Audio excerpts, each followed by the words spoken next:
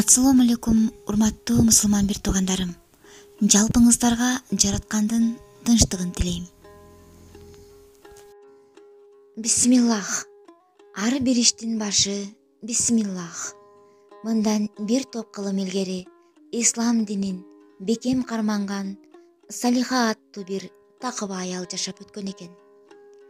Анын жакшы бир адаты бар болчу. Ал ар бир ишин баштаарда бисмиллах деп айтчу. Бирок анын жолдошу ислам динине анчейин маани бербес эле.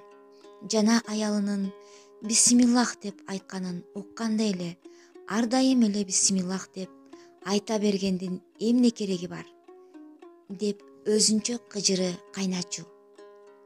Бир күнү ал ойлонуп отуруп, жубайыма ар дайым бисмиллах деп айтуунун эч кандай пайдасы жок экендигин бир көргөзөйүн деген максатта ага бир кесе алтын күмүш тыйын салынуучу баштыкча алтын берип, аны ишеничтүү жерге катып коюусун эскертет.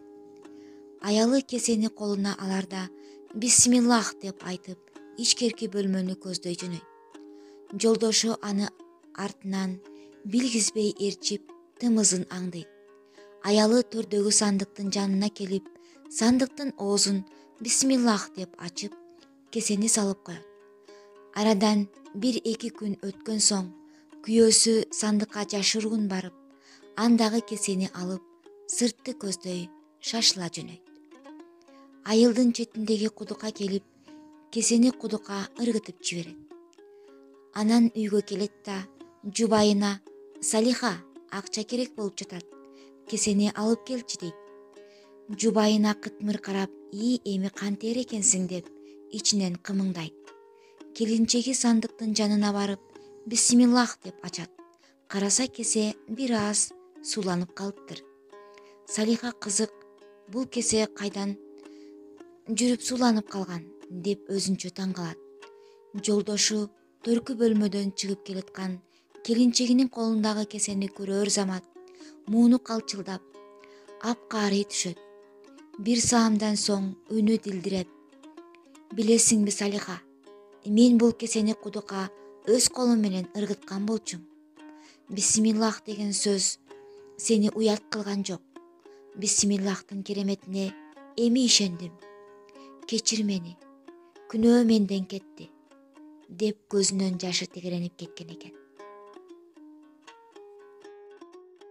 Жалган айтуу чекиттери. Медицинада ооруну дарылоого караганда аны алдын алуу жеңил деген сөз бар.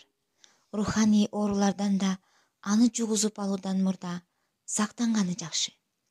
Баарыбызга белгилүү болгондой, адам баласы туура ишеним менен ак барактай таза төрөлөт. Күн өтүп, акыл эси толо баштаганда айлана чөйрөнү карап өзгөрө баштайт. Тагыраагы ак барактын бетине кара чекиттер пайда болот. Мына ушундай чекиттердин алгачкыларын жалган айтуу чекиттери десек болот. Баланын аң сезиминде алгач жалган айтуу деген түшүнүк жашабайт.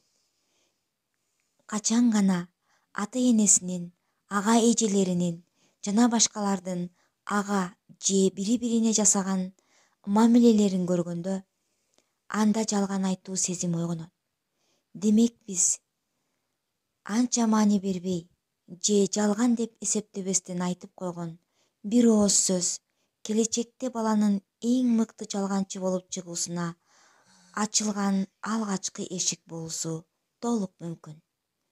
Ал эми балам мага бирөө келип калса жок деп койчу деп бөлмөсүнө эс алганы кирип кеткен ата кийин баласынын кайсы бир жалганын угуп калса, ага күнөөнү алыстан издебесин. Уядан эмнени көрсө учканда ошону алат. Же алма сабагынан алыс түшпөйт деген ушул. Баланын жалганчы болгонуна ата-эне өзү себепкер болот.